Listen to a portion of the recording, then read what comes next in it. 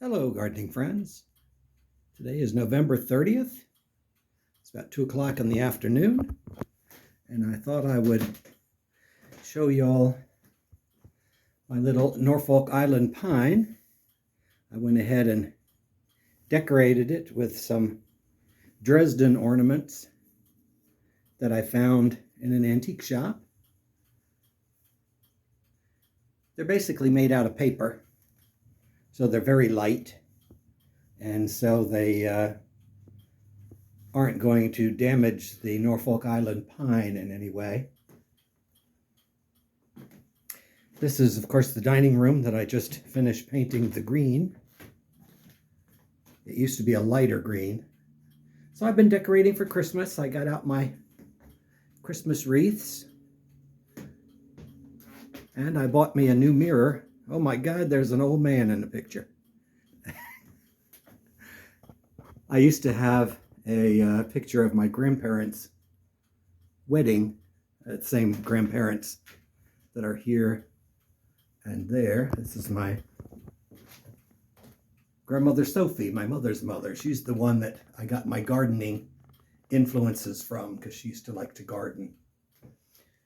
But in any event, I had enough of their pictures in here, so I decided to get a mirror. And it makes a big difference in this small room to have a mirror there.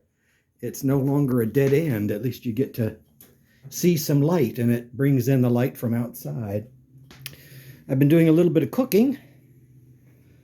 I went ahead and made beef tips.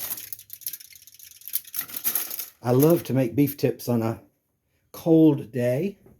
I got the recipe when I was working in Houston, Texas.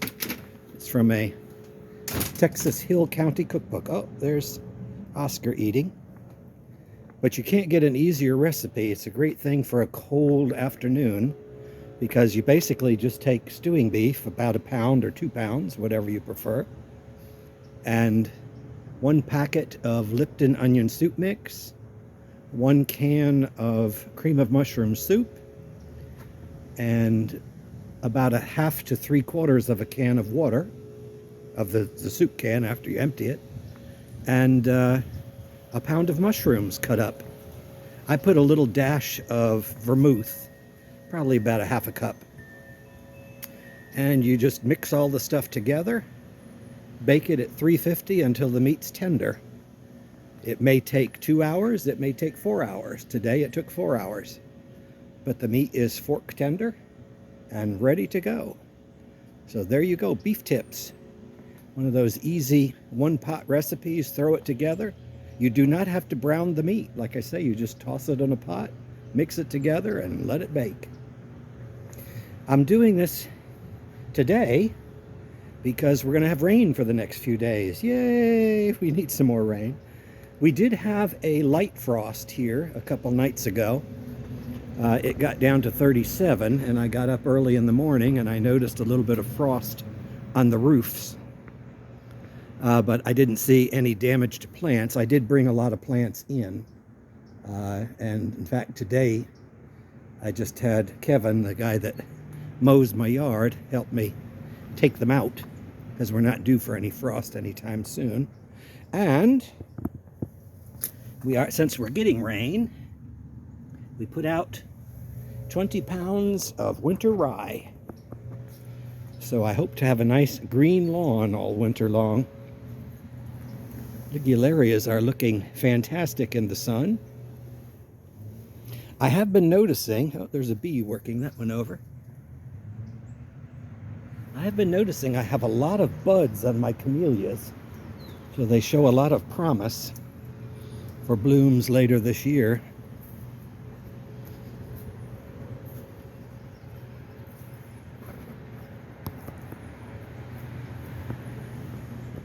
The Chamaecyparis, the threadleaf, really do look pretty. That's one nice thing about yellow plants is they really show up, especially in wintertime when other things die back. I almost forgot about my ponytail palm, and I did bring it in, but you can see from the fact that the datura is still blooming and the angel's trumpet is blooming, that the frost did not hit either of those plants, otherwise they would be limp and dead. So far so good. I still see some yellow flowers on my jasmine. Oscar is just absolutely thrilled to have been fed. His girlfriend, Baby, unfortunately, has an infected tooth. She had to go to the vet yesterday. So she's going to be inside in Sarah's house for a while till she recovers. And then she'll be back here. Oh, I did pot up another pot of paper whites today. And I did notice my paper white bulbs. I took them all out of the bags I had them in my refrigerator and straightened them out. I noticed when I potted up today that some of the paper white bulbs that were upside down had little curlicues already forming. So if you're storing paper whites for later planting, you kind of want to make sure you store them pointy side up, and that way they won't get deformed before they get in the dirt. I imagine they'd straighten out, but it would take a little while. My bougainvillea is still looking well. And these paper whites were planted this year. They're doing nicely. Everything is pretty much maintaining. Like I say, the frost didn't seem to hit anything and knock it back, so I am very thankful. I've been watching a lot of gardening programs, and I do get a kick out of, there are 3 or 4 that I watch that are not really home gardeners, but they're more giving you ideas of how to do things. But I really get a kick out of them using land and sea compost. Get bags of land and sea compost and use it as a mulch. It's like, get real. Land and sea compost from Espoma is, at least from Walmart, $24 a bag. You might as well use dollar bills to mulch your flower beds.